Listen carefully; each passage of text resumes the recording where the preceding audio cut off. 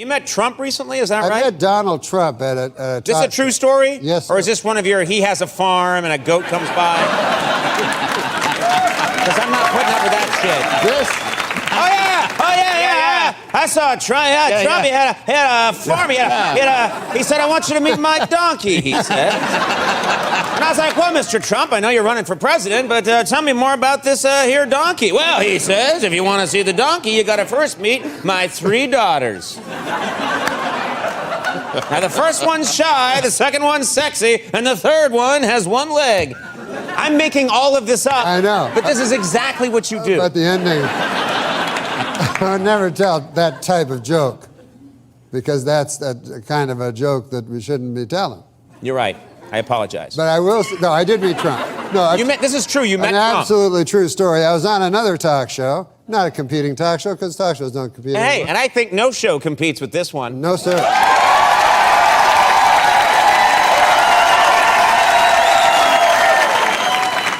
You say that with irony, but I say that with truth. I agree with you. You've been on the air 23 years. Yeah. My God, Mr. Carson. 7 years shy of Carson himself. Can you imagine? Carson Daly. Carson Daly. Carson Daly's been on 45 years. But look at this man compared to Johnny Carson at the time. You know, look at Johnny Carson. Get a picture of him 7 years before he retired. Long, white hair, white beard. He didn't have a white beard. Johnny always looked fantastic. Well, have I ever done my Johnny Carson impression for you? No, you haven't. And I'm sure this young audience would love to see it.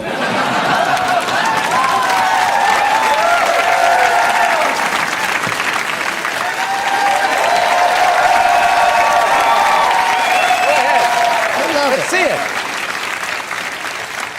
This is, you can play along. You can be the 911 operator. This is Johnny Carson when he was having his heart attack. He actually phoned 911. People don't know this. He phoned 911 himself. He's a very brave man. And so during a heart attack, he phoned 911. So you be the 911 operator. Yeah, okay. Say hello. You know. Hello. Hello. This is Johnny Carson. Oh, Mr. Carson, how can I help you? I feel like there's a yak on my chest.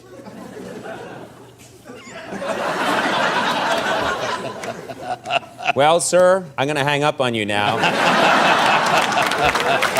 That's a good Johnny, but times have changed. I know. Now listen. I shouldn't say stuff like that. Mr.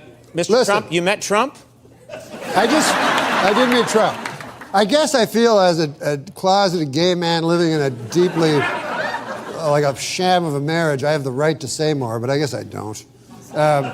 Mr. Trump, this is a true story. Yes, we were on a talk show, not as good as your talk show. He was on first. I was on second. There was only 3 minutes between. He stepped out. Secret Service was everywhere. He knows me. I've met him. And I said, Mr. Trump, can I get a picture? He goes, you're funny. I love you. I'll take a picture with you in a minute. And then he turned around and he walked down with the Secret Service guy and got in an elevator. And I love that. yeah, it was like a Buster Keaton film or something. We're with a rehydrated Norm Macdonald. How you doing? Good, man. You know, I'm over here, yeah. You did the White House Correspondents' Dinner. Oh, yeah, I didn't catch the whole thing. I caught, I think, the second half of your act. This is a big tradition in Washington. The president speaks, and then they get a comedian to speak. Yeah. And you did a great job. You were really funny. They have the president comes up and talks, and he has a lot of fun. He does jokes, you know. I didn't know that. I thought he'd just talk about the country and stuff like that. But he does jokes. Yeah. And then he kills, you know. He does great because he's the president, you know. And then you have to go on after him, after the president. See, I did it one year, and I was the last guy, I think, who got to do it. I went first, and then the president spoke about issues and stuff, and it's much better that way. Yeah. But you had to follow him. You had to follow the president, you know, and that's not good, you know. You ever hear that? There's an old show business maxim: never follow the leader of the free world. You know? I know that one, yeah. I can't even follow Carrot Top, you know? Now I'm trying to follow this character, you know? You know, we have a photo of Carrot Top always on the ready. Don't we have a photo of Carrot Top, Liz? Let's see, Just where to is it? put it up, just so people can see Carrot Top. He's a good guy. Yeah, but how did it went? Good. I saw some. It must have been an impressive event. It was cool to meet the president. Although he's all crippled up now, he's got That's not politically correct. He's all crippled up. What do you call it? He's just disabled. Disabled, at the moment. He's handicapped. There you go. Actually, when you think about it, he's handicapped and he's the president of the United States. He must have an unbelievable parking spot. When you think about it, that guy, right? He's got to be. It's a short walk. Yeah, it's very close to the building. But when you have to, they made me screen my jokes with the Secret Service. You know those guys? Yeah. And so I had to give my jokes to Secret Service, and they were reading them, and they don't laugh. Those guys, They're not big laughers. They're not risible. A guy told me that word. You know what that means? I don't know who you are tonight. I don't know what that word is. No, that word means, that's something for you to learn there. That word means easy to make laugh. Risible. Risible. Risible. Easy to make laugh. Good, yeah. Okay, we wish we had some risible people in here tonight. Oh, yeah? So let's pack the audience with some risible people. No, I don't blame them. No, not at all. Why should you blame them? So, no, they're good. They're good people. They should have just gone crazy at crack whore. But I'll tell you this about the Secret Service. They have to learn a lot and come back. I'll tell you this about the Secret Service. Yes. I admire them because they have a tough job. Their job is to get shot. That's their job, getting shot in the belly. Well, no, I think their job is, maybe that's a byproduct of their job. No, that's their job. Oh, really? Yeah, their job's not just to hang around, listening in their ear things. Nobody cares about that. The president, if anybody wants to shoot him, he says to the guys, he goes, listen, instead of them shooting me, do you mind if they shoot you in the belly? Do you think he talks to him like that? They have a little huddle before he goes somewhere? Yeah. And man, I'm telling you, man, but it's scary because when I did my talk, they told me about the podium is like bulletproof and everything. The president has before he goes into a room, they bring a bunch of dogs in to sniff out guns, And it's like if I was the president, holy God, I'd be scared the whole time. Really? Well, no, he's well protected. No, but still, everybody wants to kill you. I mean, not everybody. Most people like you. You're the president. Right. But a lot of guys want to kill you. I don't think that's necessarily true. Oh, believe me, I was there. And did you meet anybody, any heroes of yours? You meet any big celebrities? Yeah, I met Larry Flint. He's not my hero, but he's a guy. He's a famous guy. Sure, he's famous. He's well known. Yeah, I enjoy meeting famous guys, Sure. And he came out, he's in a wheelchair, and he talks like this. He goes, but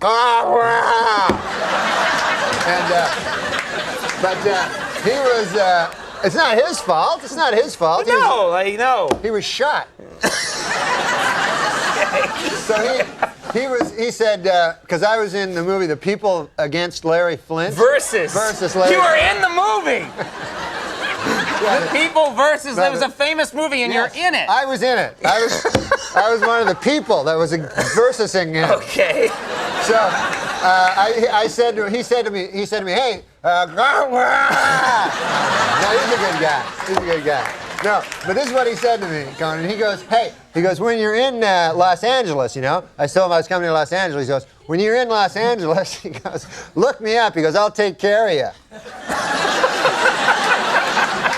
When other people say that, you think that means nothing, but coming from him. Like if my Uncle Phil told me that from Minneapolis, I'd think if he went, hey, I'll take care of you when you come to Minneapolis, that means like I'll make you a nice chicken pot pie. But Larry Flint, that means, I'll get you a couple of hot, dirty broads, and then while you're having sex with them, I'll come into my wheelchair. Who knows what it means? Okay. Well.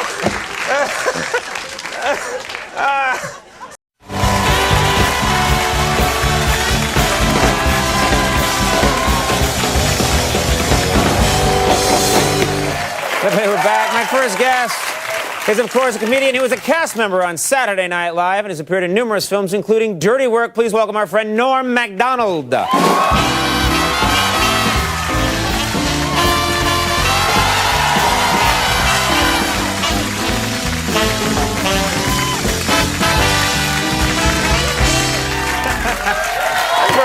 How are you?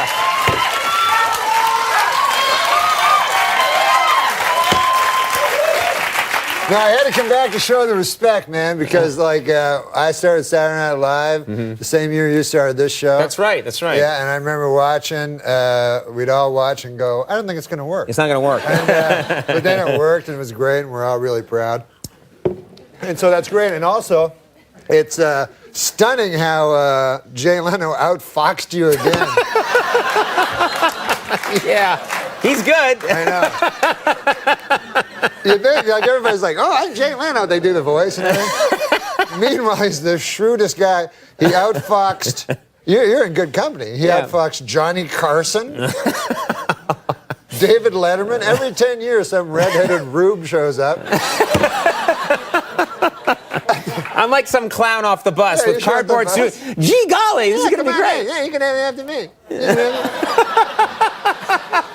You go, hey, thanks, Jay. So that's the phone call you got. Yeah. Your agent's like, there's good news and bad news. You are doing the Tonight Show. It's true. But remember that discussion where you said, I'll never have to follow Leno again?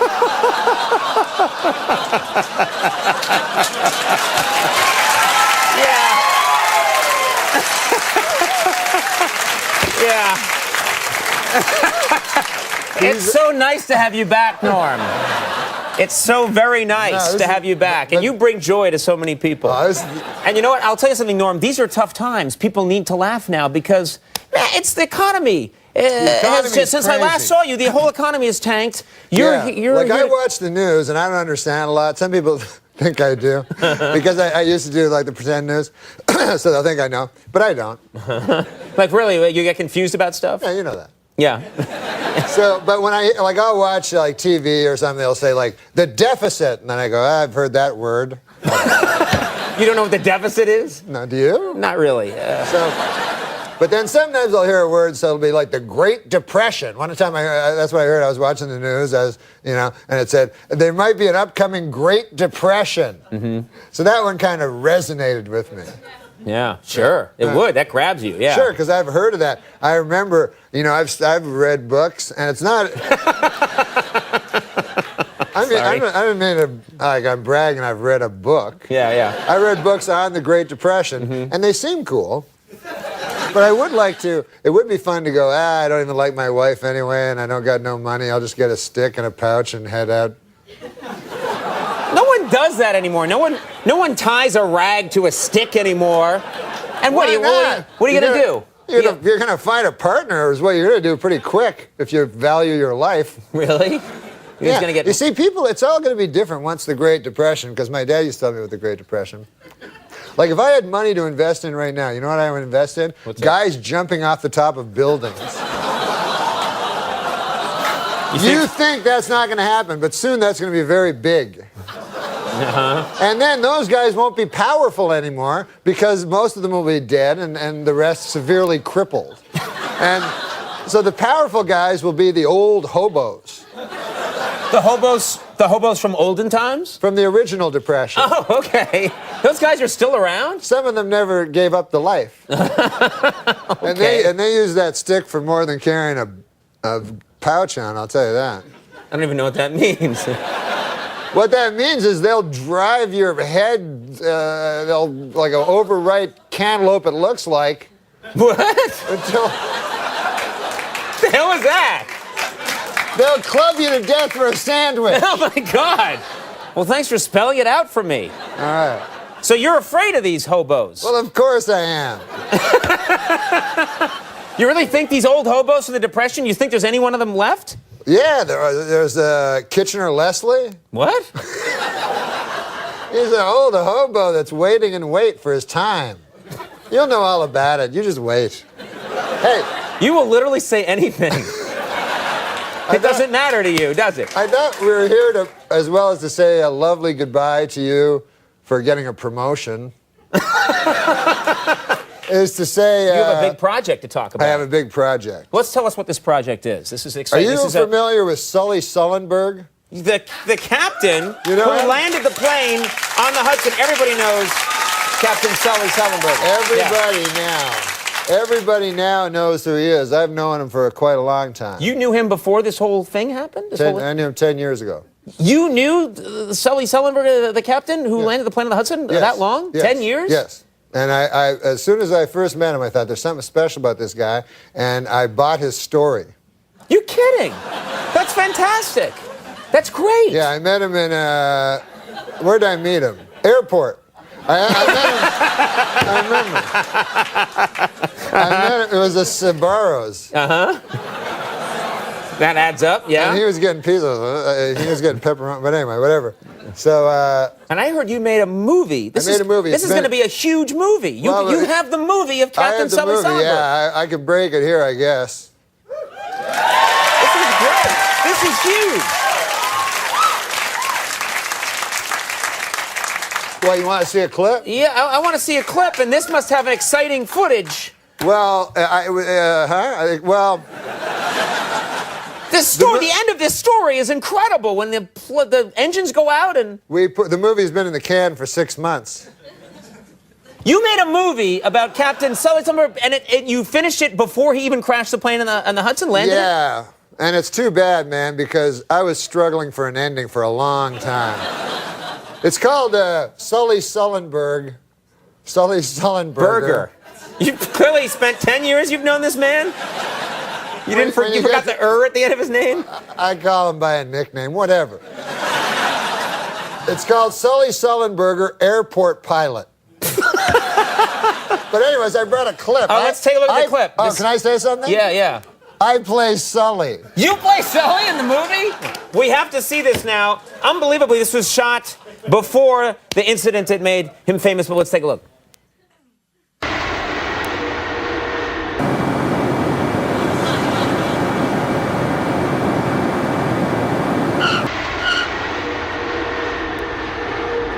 On behalf of U.S. Airline, we know you have a lot of choices to make, and we're glad you chose us. Have fun in Kansas City, everybody.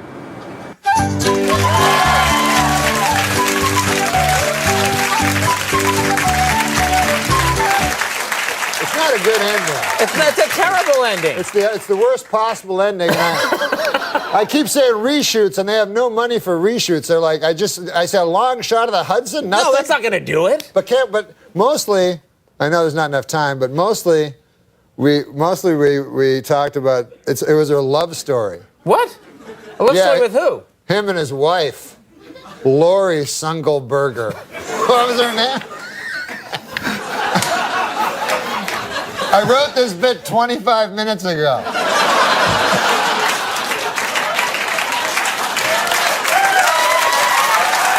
You want the clip, or should we get out of here? No, we should do the clip. All right, take a look at this clip. Sully, why didn't you give me a seat? Why do I have to stand here for the whole flight? I told you it's cheaper. We're saving up for the thing. Now listen, you know why you're standing up here. I'm just kidding you. I love you. That's why. Hey, you wanna land this? Yeah. Pretty well lands itself.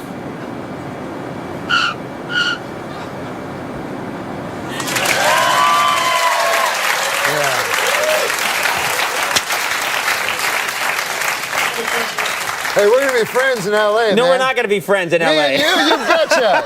You betcha we Norm's are. going to be at the Comedy Connection in Chicopee, Massachusetts, February 20th, and at the Wilbur Theater in Boston, February 21st. One of the funniest people I ever met, Norm Macdonald. Thank you so much. Please, just stay for a second. All right, we'll be right back. Gordon Ramsay's coming up. Stick around. Where are you going? Norm Macdonald. Okay, good. You're going to show both of us how to cook something fantastic today. Is that correct? Yes, we're going to do the most amazing red mullet with some fennel orange, and on the back of how bad you were last time, this is going to be cooked in a bag. Okay, we're going to cook this in a bag. Yes. You are known, you clap your hands a lot, Yes. you yell at people, you're intimidating. This is going to go very badly. Besides you two guys. Now, All right, come on. very good. Right, first thing I want you to do is to segment an orange, All okay? right. Norm?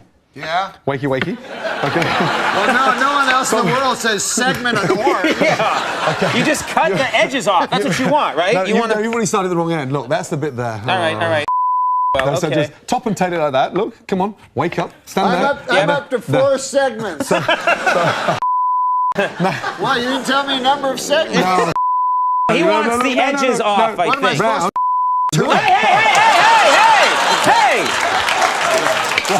Right. Okay. Norm, so go from there. Look, all the way round. Yeah. Yes. 7 minutes of audio will play for this whole hour. All the way there. Once you've gone all the way you two round. guys. All right, here we go. Yeah. Conan, pay attention, please. Yeah, Watch. all right, I'm over here. I got my own orange going. Okay, watch. All the way round, so we're taking off the skin. You're not teaching me, you're just showing up. And then from there, that's a segment. There you go. All right. Cheerio and chop chop. There we go. Now watch your fingers. I'll do that. All right. And then after that. All right. Okay. Now look at this. Mine's pretty good over here. There's some sections of skin still, but what the hell? Where's the orange going? And it's like 1 in the morning. Who, you know? We'll forget that one. Right, fennel. Okay. Here we go. Now with the fennel, okay. All right. Whoa, So okay. push it off and just slice that down nice and thin. That I can do. That looks. See, that was explained. Watch your I fingers. segmented another one. Where's the segment? What? Where is it? I threw it over there. Oh, jeez. Okay, look. All right, I'm doing well, Gordon. I will That's be the the good one. part. That's the inside part. Right. Okay. All right, stop yelling. Okay. sorry, good. Right. That's great. All right. Now from there, take your bag. All right. Okay. Now we'll do one each. Okay. Why would you become a cook? Come on, Norm. Keep it together. Okay. It's not that bad.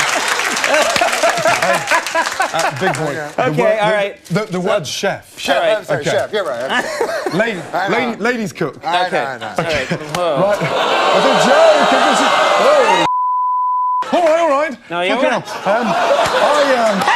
Hey! We can bleep out the swears, but when there's this going around, I can't do anything with that. What the hell was that? I was waving. All right, so we got the vegetables in the bag. Okay. Right. Fennel. Fennel. The fennel goes in the bag. That's what you would need the bag. I need. Stop it! Stop it! Okay. None of this will air. Okay. You're going to show an Okay. old F troop in this Right. section. So, fennel. All right, fennel in here. Okay. On By there. the way, there's a bottle of booze. Oh, hey. Norm, you're supposed to be following me. All right, so we Oranges. put oranges in here. And then This from is a there, mess. red Okay. mullet. Red mullet is a kind of fish. No, knife doesn't go in the bag. I got you. You'll slice someone's throat open, Norm. Yeah. Okay, right. From there, a little bit of salt, a little bit of pepper, olive oil. Okay, little olive oil, little now, aglio de olio. now from there, now watch carefully, a little bit of seasoning. Okay. Whoa, okay. Norm, you're making me feel dizzy standing there looking busy. Right, here we go. Okay, from I'll there, tell you over. one thing, man, I'm not eating this in years.